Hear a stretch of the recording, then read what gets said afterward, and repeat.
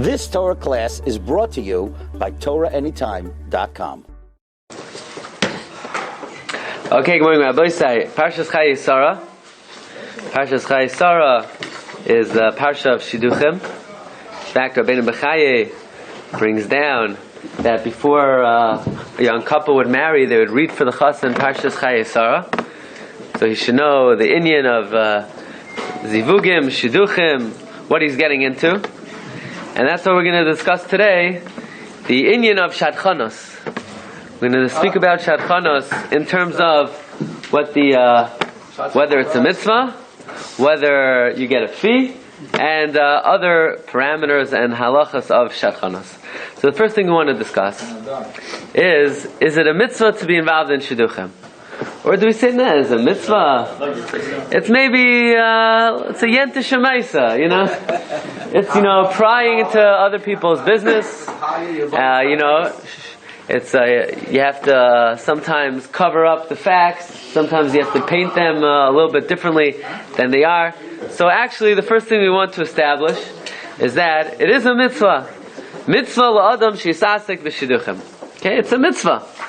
So the question is, where in the Torah does it say it's a mitzvah to be involved in shidduchim? You don't find anywhere in the Torah it says talks about bikur chaylim, talks about achnasas kala, achnasas orchim. But where does it talk about shidduchim? Well, actually, there's a medrash Rabbi, and that says something very interesting. Rabbi Yehuda, looking number 3, Rabbi Yehuda bar Sima in Pasach, Elokim Moshe v'chidim ba'isa. On the pasuk, God situates the lonely people into the house. So Matroino Shalas Rav Yosef Bechalafta, a maiden asked Rav Yosef Bechalafta, Amr Lo, she says, how long did it take God to create heaven and earth? So he said, 6 days. So she said, so what's he been doing for the last 5,775 years? It took him only 6 days to create heaven and earth. It took him a day for the sun and the moon, a day for the animals, a day for man. What's he been doing for the last 5,775 years? Says the Medrash. God is making shidduchim. Bita shel Pliny lePliny. Ishta shel Pliny lePliny. This guy's daughter to Pliny. This guy's wife to Pliny. So you see from here, Zem in the fun, that it's harder to make a shidduch than to create the sun and the moon. Because to create the sun and the moon, it only took 1 day. And to make shidduchim, it's been taking thousands of years. So we see, making shidduchim is not an easy thing. It's a very difficult thing. Easier to create heaven and earth than to make zivugim. And therefore it's brought down in the Sefer Shulchan Ha'ezar that the inyan of being involved in making shidduchim is an inyan of halachta b'drachav. If the Rebbeinu Shalom is involved in making shidduchim, so therefore if somebody takes the time to try to put together ish v'isha, this is not just a nice thing to do, but this is actually emulating the ways of Hashem. Because if we were to define what does Rebbeinu Shalom occupy himself with more than anything else, it would be shidduchim, right?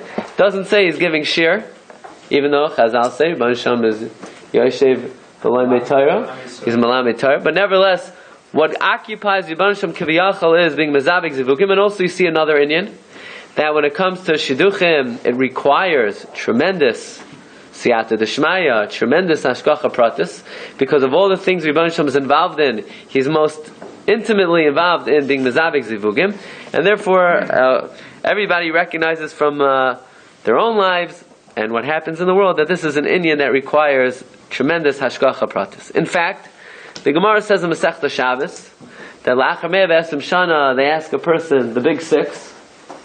Yeah, the big 6 questions.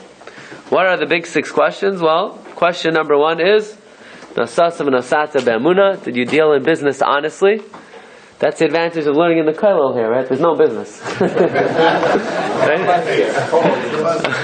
What? And then they ask you kavata itim l'Torah. So, right? And then one of the questions is asakta b'peri v'revya. Were you oisek in peri v'revya? What kind of question is that? Asakta. Well, it's not an asek. Other ya, other nisht. Either yeah or no. What's the language of asakta b'peri? Were you involved? What kind of involvement is it? It says in Marsha, it's not talking about you. Because a person, their own personal situation, it's not something that's within anybody's control. Nobody can or cannot.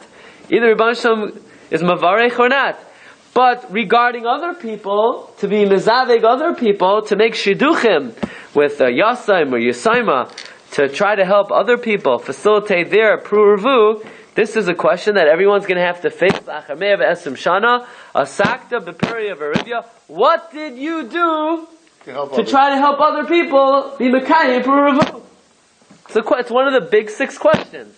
Now they're going to ask you: did you deal honest with business? Did you cheat your boss? Did you cheat your workers?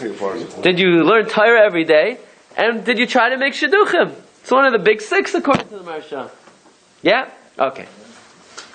In fact, we know that on Shabbos, there are things that you're allowed to talk about. There are things you're not allowed to talk about. Now you should know that even to be able to talk on Shabbos, you need a heter. Just to open your mouth on Shabbos, you need a heter. The Yerushalmi says that the Chazal gave a heter to say shalom on Shabbos. Really, to go over to your friend and say shalom, it should be asur on Shabbos. Why? Such a holy day, how could you open your mouth? Chazal said, well, if we're not going to allow you to say shalom on Shabbos, then it's not going to promote good relations. And anyway, shalom is the name of God. But to start to shoot the breeze on Shabbos, is there a heter? Probably not. Maybe v'ahavta l'recha kamecha. You should know, it's not a simple thing to talk on Shabbos. B'chlal. Even not Lashon Hara. You need a heter, the Yerushalmi says. You preface it with Nishtam Shabbos. Right. Okay. However, we know that it says in Shulchan Aruch, Siman Shinvav, Sivvav, Cheftzei Shamayim Mutter L'daber B'hem. You're allowed to speak about Dvar Mitzvah on Shabbos. Kagoin Cheshboina Shel Mitzvah, Filipsek Tzedakah, Ulefakech Aliske Rabim, Uleshadei Chatinoik. Shidduchim are mutter on Shabbos is considered Cheftzei Shamayim. Okay. So now we see being involved in shidduchim is a very holy endeavor. This is something that occupies the Rebbeinu Shalom. When a person occupies themselves with their mekayim b'halach the bedrachav, it's one of the big questions they ask a person after 120. But unfortunately, you should know that historically, Shadchan was not a noble profession. It was a dirty job. It was a dirty job. It's like what? I like that. Okay. Very good. Okay. You don't want to take it personally. What? You don't want to take it personally. I don't take it personally. Right? With friends like that, right?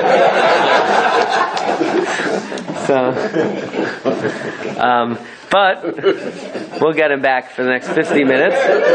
Okay. So historically, Shadchan was a dirty job. In fact, the Marach Har Zero and the Rishonim write that the reason why Shadchanim took so much money is because since it was such a filthy, slimy, grimy job, that who wants to kricharayin in Yenim's business? Who wants to get themselves dirty? You have to know your personal matters. So that's why the Shadchanim would take such an exorbitant fee. And that's why everybody knows the famous Rashi Tevos for Shadchan. What does Shadchan stand for? Sheker Diber Kesef Noitel. Right? Brought down well-known. Shadchan. Right? Right? Sheker Diber Kesef Noitel. You speak Sheker and you collect the cash. That's the endeavor of Shadchanas. So yeah, it's a very big mitzvah, but unfortunately, like many mitzvahs, sometimes they get hijacked. And so but what you should know is that this was the opinion of maybe others. But Gedolei Yisrael valued Shadchanim very much. In fact, one of the all-time great Gedolei Yisrael was the Maharil, Rabbi Yaakov Molin. Rabbi Yaakov Molin was recognized as the leading halachic authority in his time. In fact, basically all the psakim of the Ramah and all Piskei Ashkenaz are based on the Maharil. Yeah? The Maharil was very careful in monetary matters. He was so careful that even though his wife offered him a big nadan in the chasana, he wouldn't take a penny from her. She would work, he wouldn't take a penny from her. In fact, he would not even live in her house. What? Don't try this at home. Or maybe you should. But he was afraid, that lest maybe some of her money was dishonest, he wouldn't live in the house. He used to live in the yeshiva with the bachrim. Lest he took. So the question is, how is he mefarnes himself? The answer is, the only money he took was what he considered kosher geld. Money for Shadchanos. That's the only money he was willing to take. In fact, the Maril was very so respected that he would send letters to everyone in the country's house and say, your daughter is marrying Pliny. Your daughter is marrying Pliny. And Kama Sha'amar Maharil V'chein Asa. Maril was Geyser. The different Shadchanim. You're not holding there yet, right? The Maril used to send letters. You could take a look. It's brought down in the Maril Sefer himself. He says, Ki harav hanizkar hayadar b'bayis lavadim habachurim. The Maril used to live together with the Bachrim. Eitzel beis ishtay net harabanis, next door to the Rebbitzin. Ubanei ima bebeisa. She lived with the kids. He lived with the Bachrim. V'haya nene minichsei ishtay b'chayei pruta. He was not nenet one iota from his wife. He wouldn't even eat with her. Listen to this.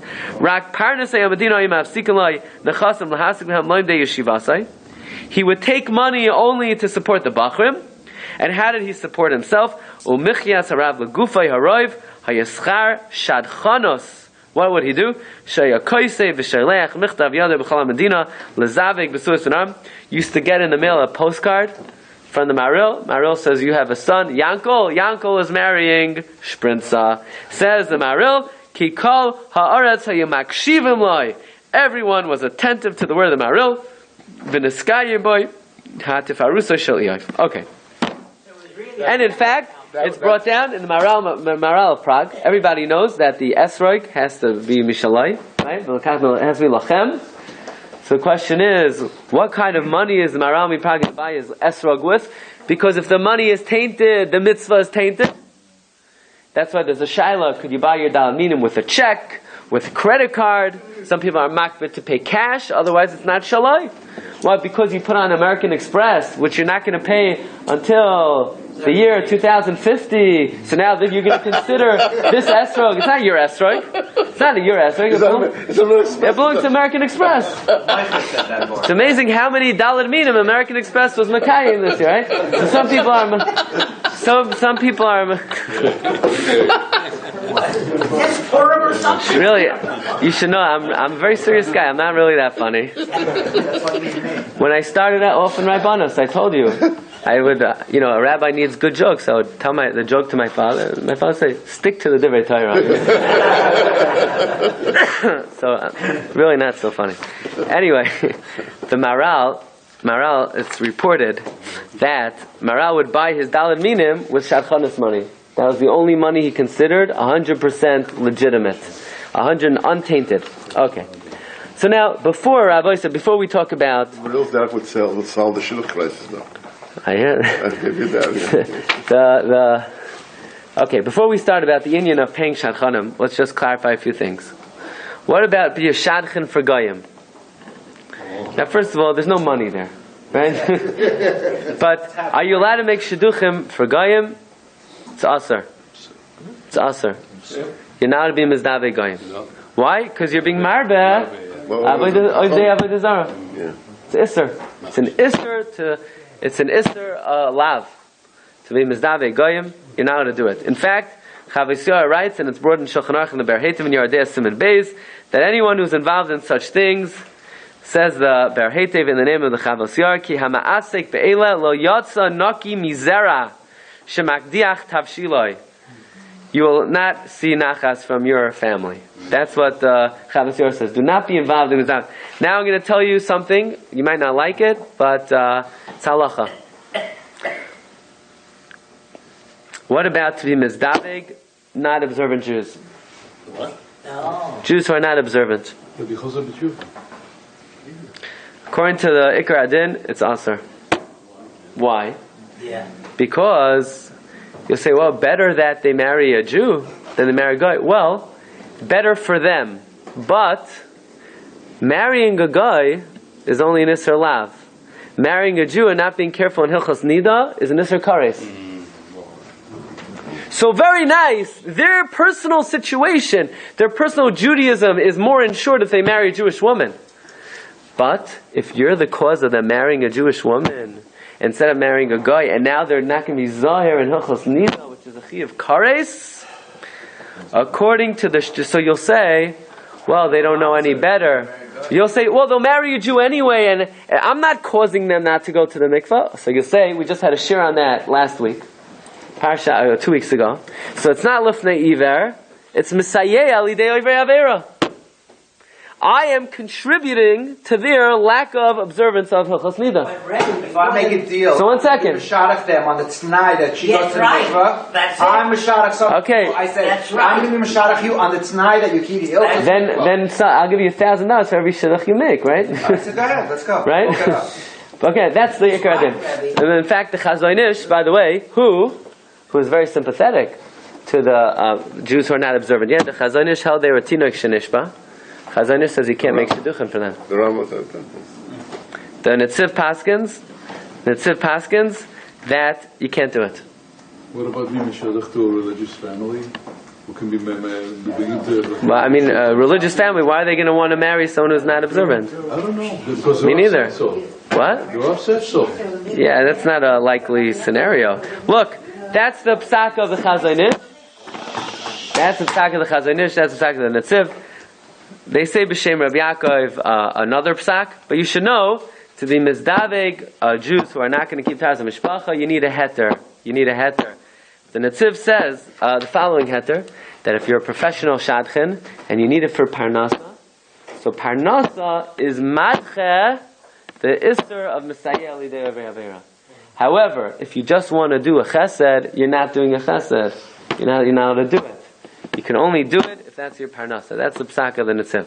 So you say, how do people do it? I'm telling you, you need a heter. It's not a simple thing. But the straight up halacha, if you want to know what is the letter of the law is that you can't be mizdaveg unless they're going to be careful with B'tas HaMishpacha. So you say, what about Misader Kedushin? All of this falls under that category. That you need a heter to do it. You need a heter to do it.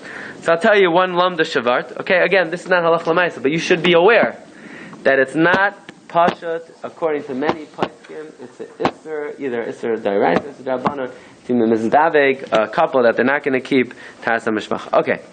What about, go back to the goyim, back to the shadchan of the goyim, so you have this delivery boy. Yeah. In Eretz Yisrael, all the marriages are with revolution. I hear, right? Honestly? He's one step ahead. Again, Honestly? no, we're not looking for honesty here. We're talking about shadchanas. We're not talking about your shot. Yeah. Honestly, the chance of you becoming about tshuva is much greater when you're married, you're part of a community, being single, marrying a shiktzah, and having a mamzer. The chances are... What are you talking about? You don't have, there's no mamzeros. There's no mamzeros. There's no mamzeros. And again, that's all talking about... Well, 1 second. These are nice feelings, but in terms of halacha... Contemporary politics that have different... I would be updated with contemporary politics who are involved with Baal Shuvas. I hear. Honestly. That's very important, Rabbi. Yeah. You're not bringing the right sources. How is it that to do Parnasa, how would that be a heter? Because normally doing Parnasa is something that's based on Isser. Because Messiah is Issa Drabanan, and under those circumstances, Messiah is an Issa Drabanan. If that's Parnasai Bekach, there's room to be lenient. Yeah. The question is, if HaKadosh Baruch Hu is Mizavek Zivugim, what are we doing down here? What are we helping him? We don't got to work? He says, okay, I hear. You need, we do our on our end. We do the hishtadlus.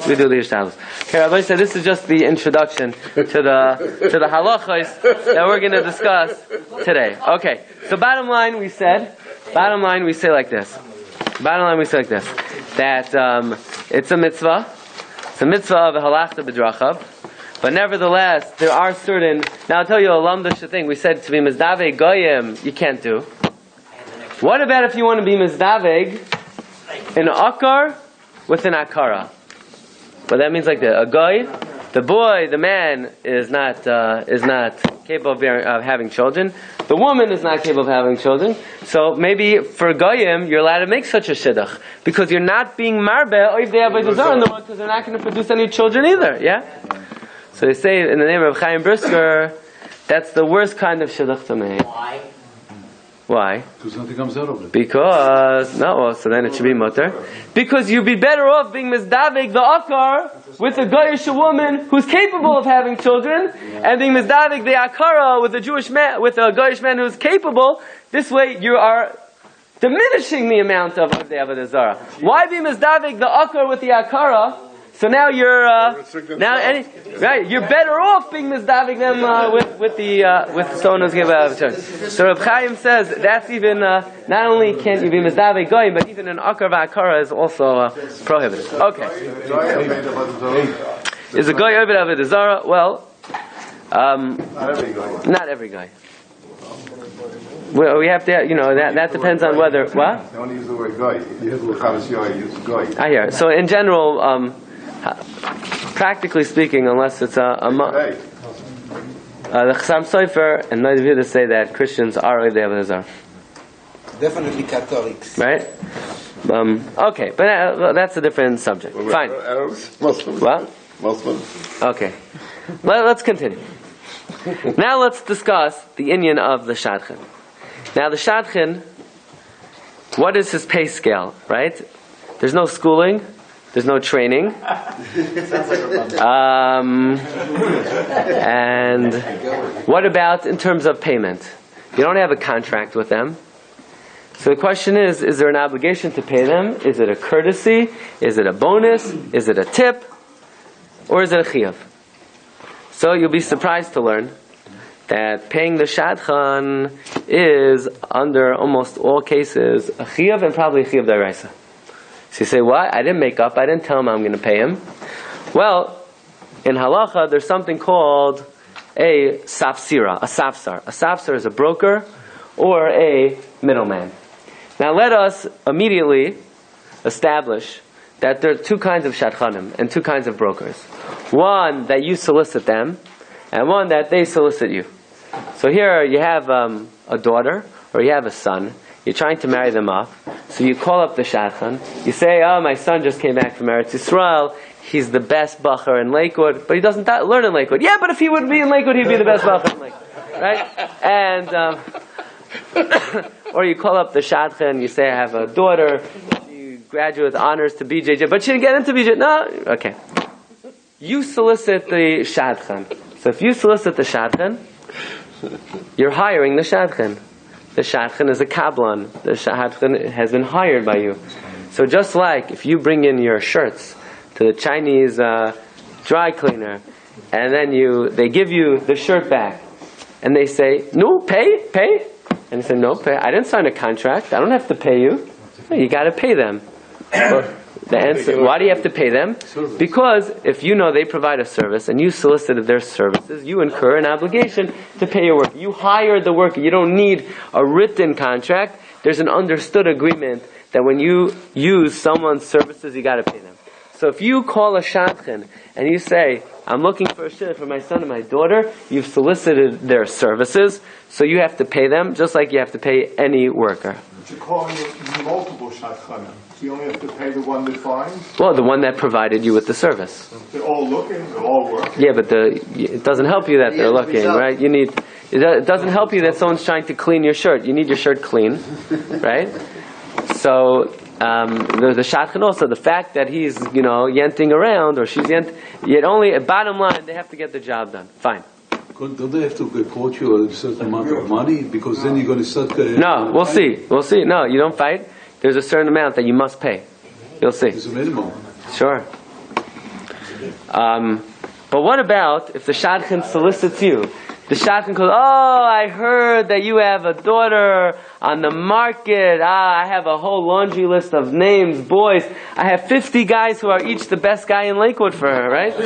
So now he solicited you. And let's say boy number 30 worked out. Now, do you have to pay the shadchan? See, why do you have to pay the shadchan? I didn't solicit. He came to me. Well, that's where the inyan of safsar comes in. Now take a look. Look at number 16. The Gemara Bel Metzia on Daf Samach Gimel Amar Aleph says, Amar le Ada bar Ava l'Rava, v'aboy l'meisav zula safsara. You gotta pay money to the middleman. You gotta pay money to the middleman. Says the Shulchan Aruch paskins that a sarsor, a middleman, shliachu is an agent, but even though he's an agent, he gets paid. So in other words, if you're looking for a house and a broker comes to you unsolicited and says, I've got a house for you, even if you don't sign anything, you must pay the broker. If you don't pay the broker, you're a ganav. You're a ganav. The question is, why am I a ganav? I didn't ask him for help. He came to me. The answer is, says the Vilna Gaon, and this is the yisoid of Shadchanas. You ready? The lumdus of it.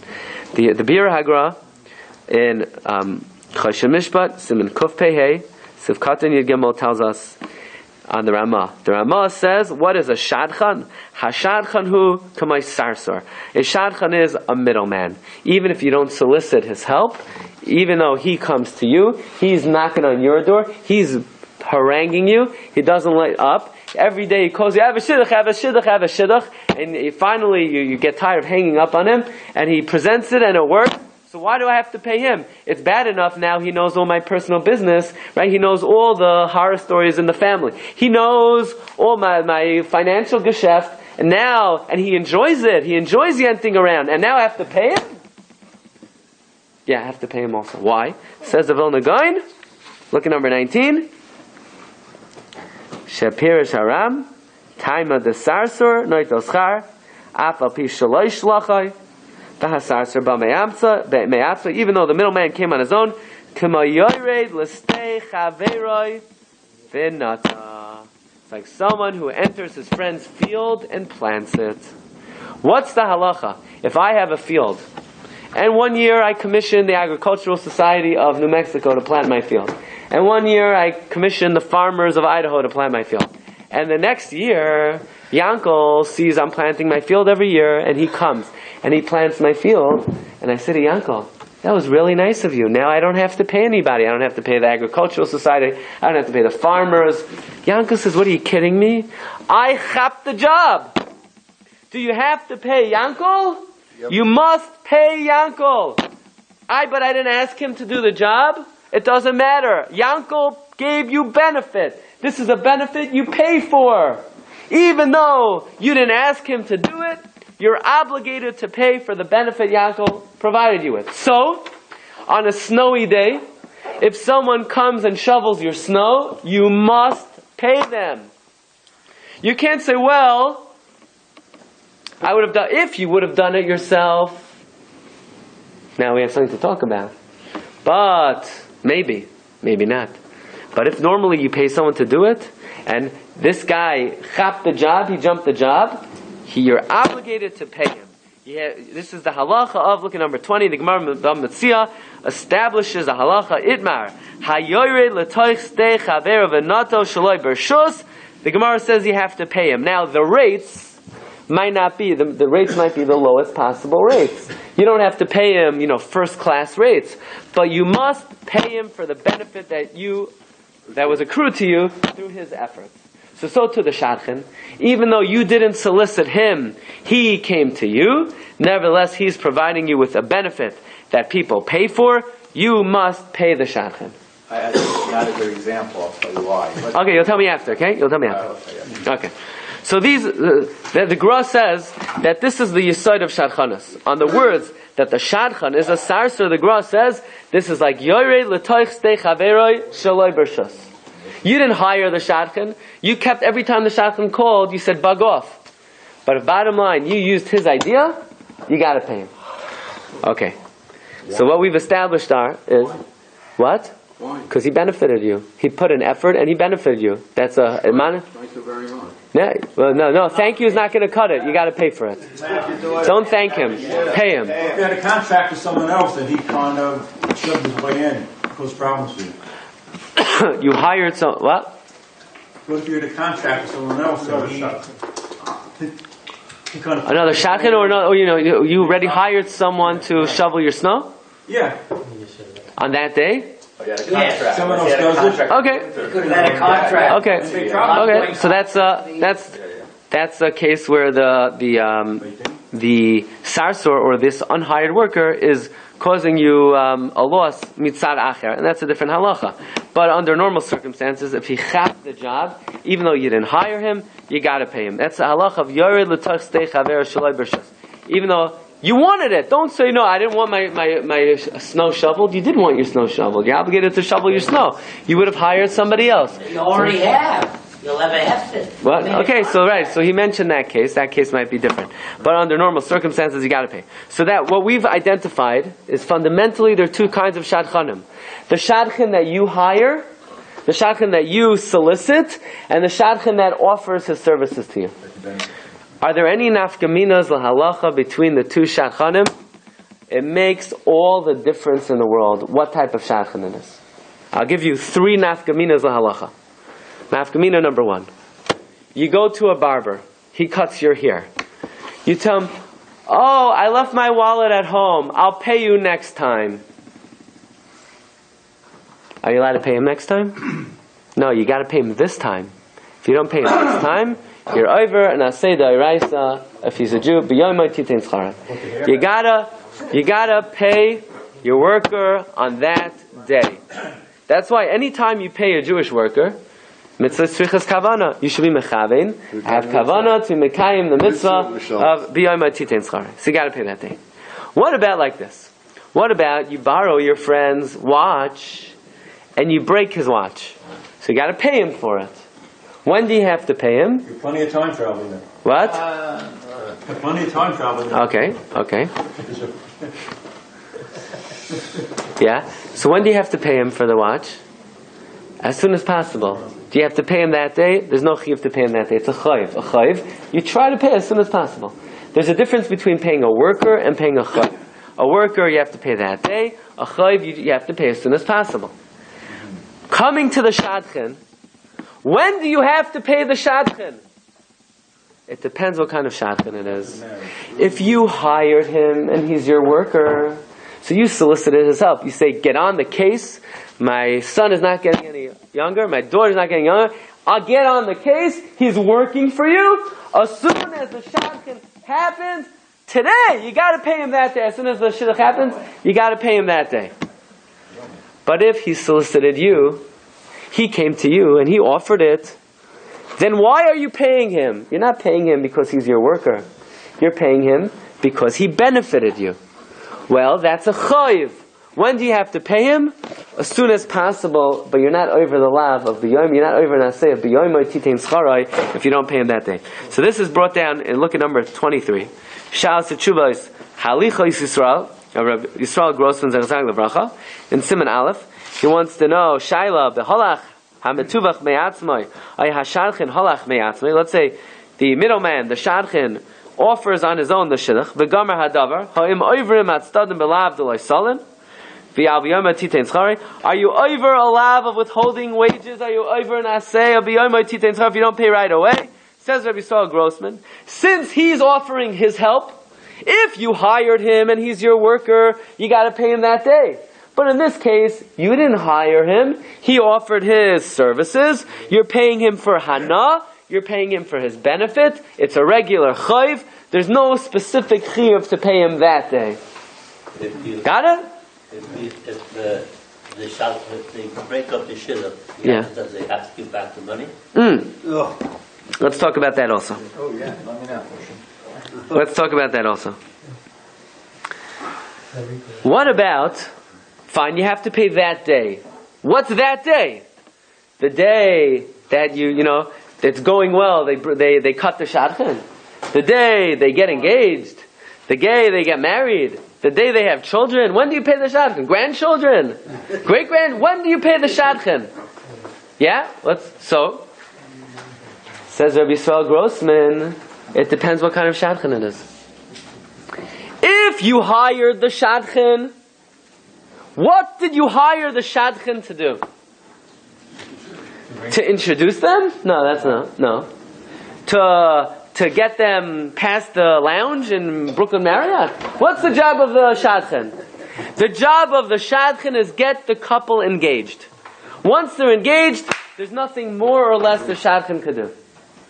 So if you hired the Shadchan, his job is get them engaged. You got to pay them the night of the vart, the day they get engaged. But if, listen to this, says Rabbi Saul Grossman.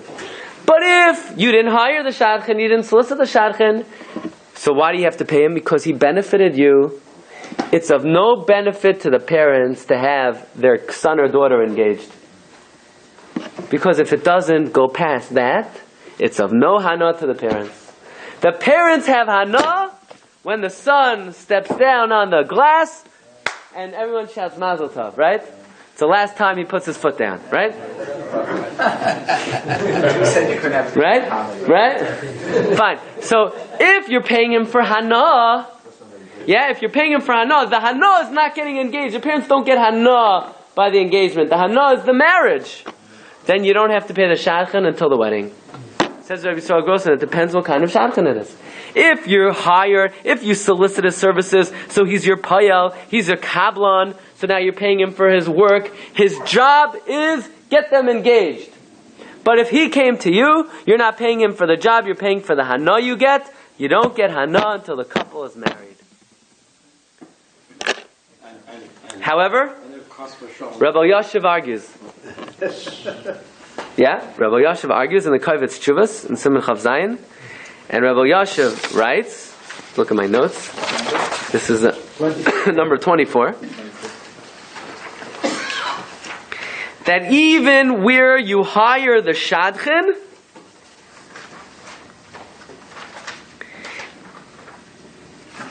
you don't have to pay until the Chasana. Until the Nesuin, you don't have to pay. Even where you hired the Shadchan. So you say, well, I hired him to get them engaged and the job is done. No. Rabbi Yashiv holds you don't have to pay until the Chasana. And there's no nafkamina between the two Shadchan. But I'm just speaking out this nafkamina so you know conceptually.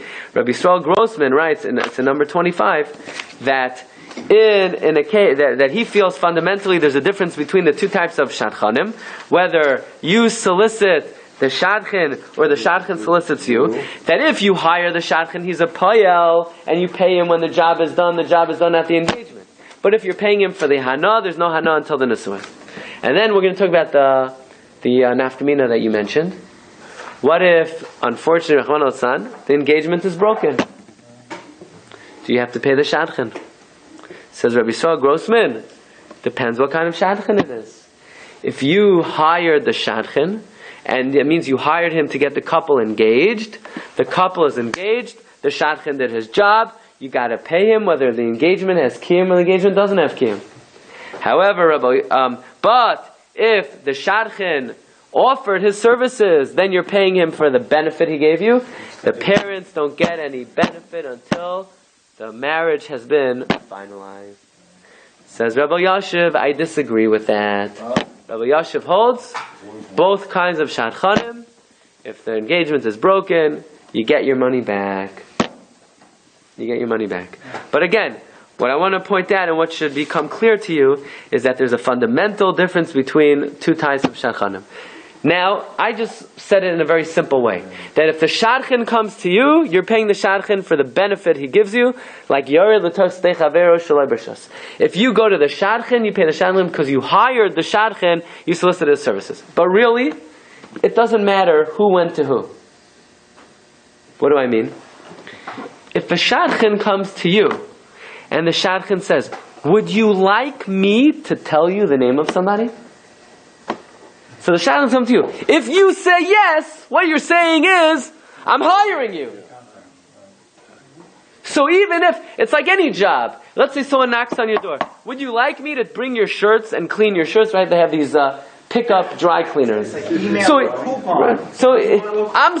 am soliciting myself, but I want you to hire me. But let's say, or even you could call the Shadchan. And you could say to the Shadchan, look, I'm not hiring you. I'm not promising anything, but I never say no to a good idea. So then it could be you're non-committal. You'll still have to pay the Shadchan, but you don't pay him like a hired worker, you pay him for the benefit he receives. So it's not really dependent on who goes to who, it's more dependent on what the situation is. Okay, so again, it should be clear that fundamentally there are two types of Shadchan. Okay. Now let's talk about the following issue.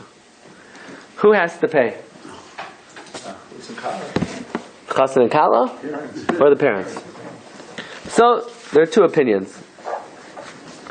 The Iker Chiyuv rests on the Chassan and Kala. They're the one who are benefited, right? But many people have a minhag the parents pay. Others say, the Erech Shai brings down, that it's such an established minhag that the father and mother pay, that let's say the father and mother say we can't afford it, the Erech Shai says you can't even be toiveya from the Chassan and Kala. It's such an established minhag that the father and mother pay that if the father and mother are not able to pay, you can't even be toiveya from the Chassan and Kala. Okay, Rabbi say, you ready for this? Ma'aseh Shahaya.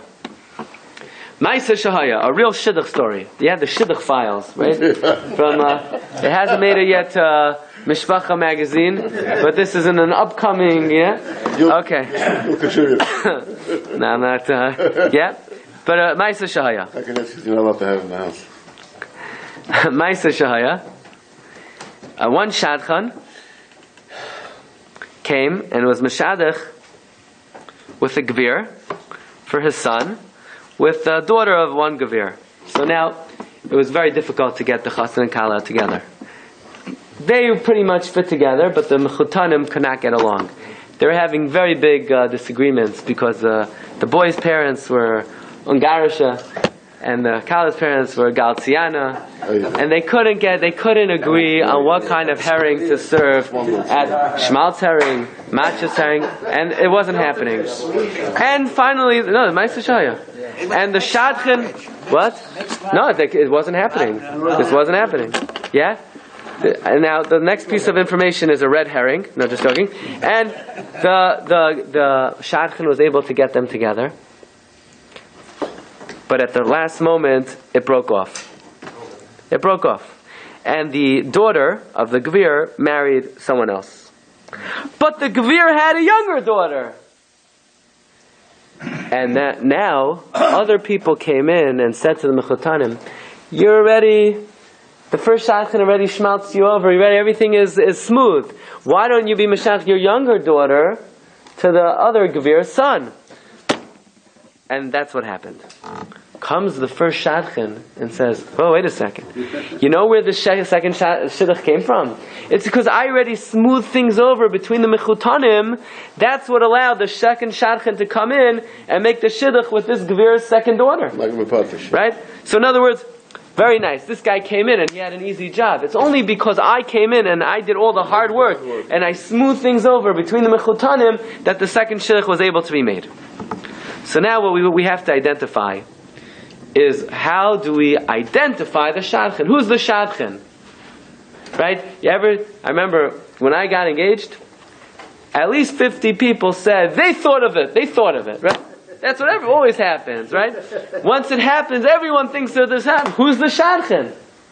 What's the Shadchan? The one who thought of the idea?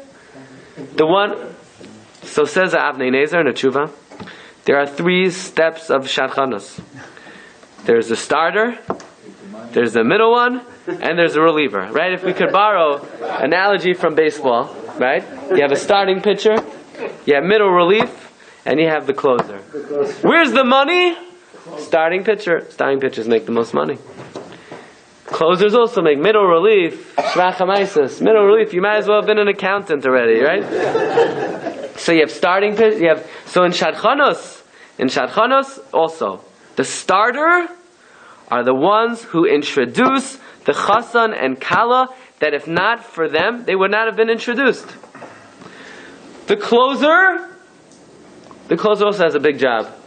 Right? Sometimes people have phobia to commitment. The closer is the one who, he makes it happen. The middle guy just smooths things out between the Mechutanim. The money, how much money, right? In the olden days, they would have to pledge a certain number of chickens, sheep, fur coats, right? Streimel, a watch, yeah? Says Avnei Nezer, Who's the Shadchan? The introducer and the one who makes it happen. The starter and the reliever. The middle guy is the machloikis achroinim, whether the middle guy gets anything. Okay? By the way, I'm going to interrupt myself for 1 minute. If you look at number 30, the Aruch HaShulchan writes, this is Siman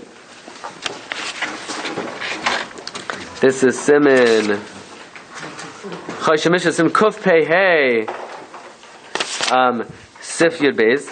What about Kisharabim Heim Hashadchanim Ayas Sarsarim? Ein Bazeh Dinim Kavuim. There are no established laws. Uvetakonos Nimtza. The official takonos are the Hamaschal v'Hagomer Cholkim B'neim, the starter and reliever split. V'Ha'emtzayim LaYitlu Klum. The middle guy gets nothing. The Medina Ha'ikar Ha'Hagomer v'Hamaschal. But nevertheless, the middle guy, you could throw him a bone also, but you're not mechuyev to. Now we're going to see in a moment. You should know that don't say, "Oh, Shadchan, yeah, I'll give him a bottle of wine." You give him a bottle of wine, you're a ganav. You must pay going rate in your community. You know where I come from? It's big bucks. Gets $1,000 from each side. So you say, I can't afford it. Well, what do you do if you can't afford a bottle of milk when you go to the store? You can't get it.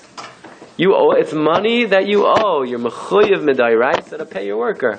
Doesn't matter.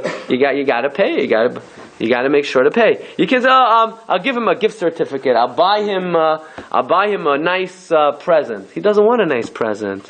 Nothing shows appreciation like cash, right? It's not appreciation. This is not appreciation. It's not hakaras hatoiv. You're not giving a shadchan money because of hakaras hatoiv. You're giving a shadchan money like you pay your painter.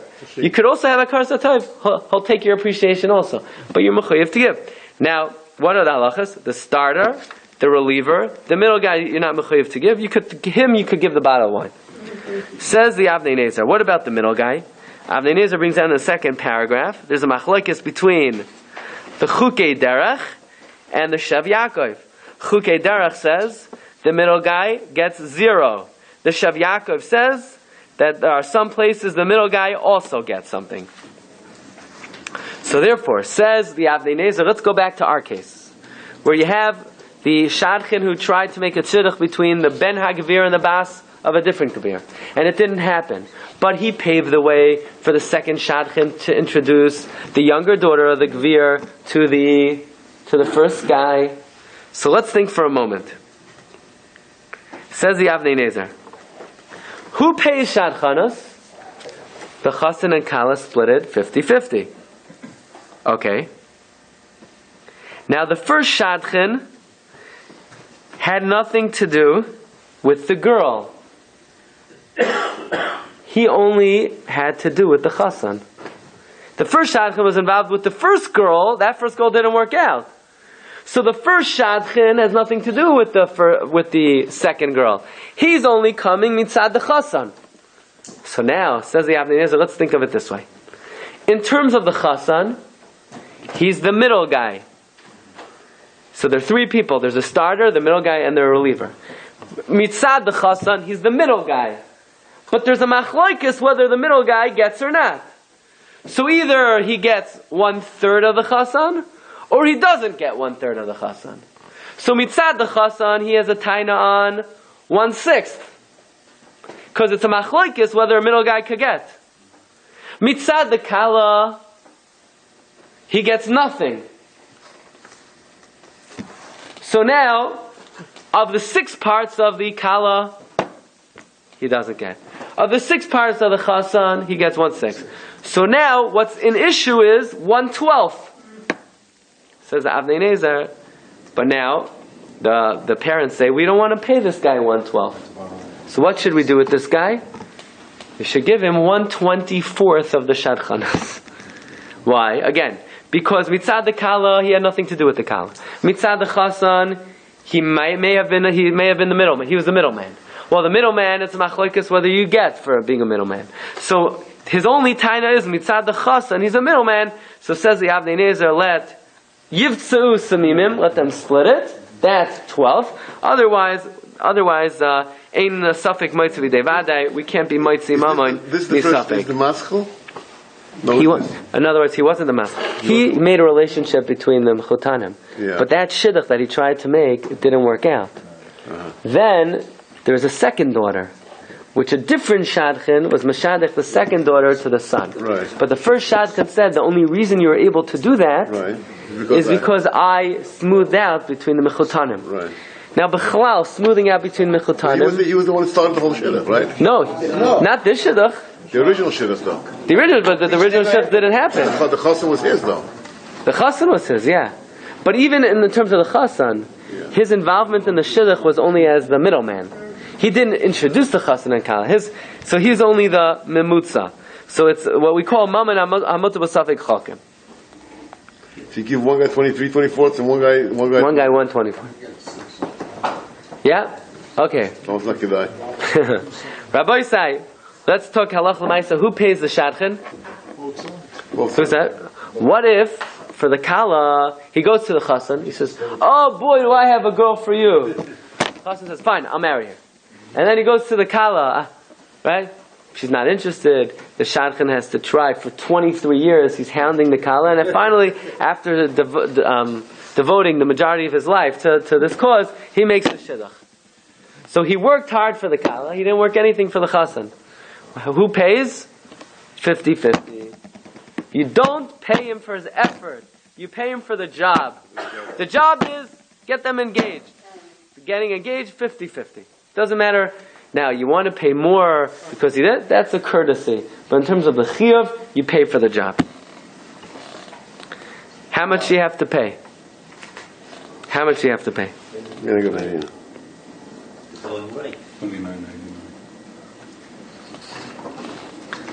By the way, the Aruch HaShulchan says that if, because you have such complications, you have the starter, you have the middle guy, you have the reliever, Aruch HaShulchan says, if you have a shidduch and it's starting to go, Yerei Shamayim should not allow anyone else to come in. Because now you're going to get involved in very complex halachic discussions. Who gets the money? So if things are working well, and you feel like the shidduch could happen, don't bring in too many. Once somebody started it, try to let them finish. However, the Aruch HaShulchan says if you let other people in, no one can have tainas. There are no halachas that anyone could prevent. There's no hasagas gavol. Whatever the couple wants, whatever the parents want. But an eitzah tova is, once it gets started, don't bring in other people. So how much do you pay? The Aruch HaShulchan says like this. Aruch HaShulchan says, again, there's no official halachas. He says, Ki ein bichos lahamid zal kavadin. But, uveschar hashadchanos noitlin miskum hagadol shalana dunya. There's a percentage of the dowry.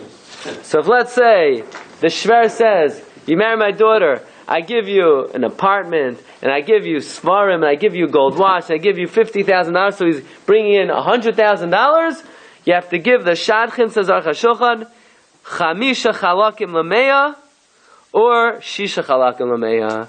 5 or 6% of the nadan. If you bring in $100,000, you got to pay the shadchan $5,000 or $6,000. That was the minhag in the time of the Aruch HaShulchan. So you think shadchanos today is a lot?